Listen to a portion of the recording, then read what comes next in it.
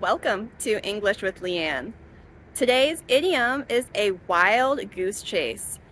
And this is something that is frustrating, impossible. It's something that can never be accomplished. It's pointless.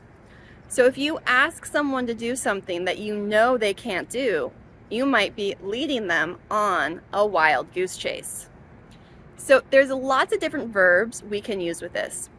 You can lead someone on a wild goose chase. You can send someone on a wild goose chase. Something can just be a wild goose chase. And you can even go on a wild goose chase.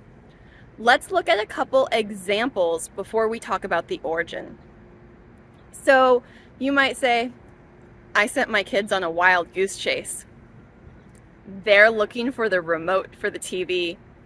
They have no idea that I'm sitting on it.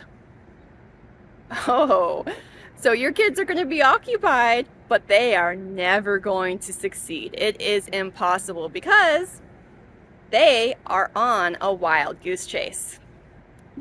You can also say that the soldier led his team or his men on a wild goose chase, and they searched for 2 hours but never found anything. Okay. Or when you're really frustrated and you think that what you're doing is hopeless, you might just say, ugh, this is a wild goose chase. We need to change what we're doing. We need to do something else. So those are all different examples of a wild goose chase. And you would think this idiom comes from geese, right? A goose? But no.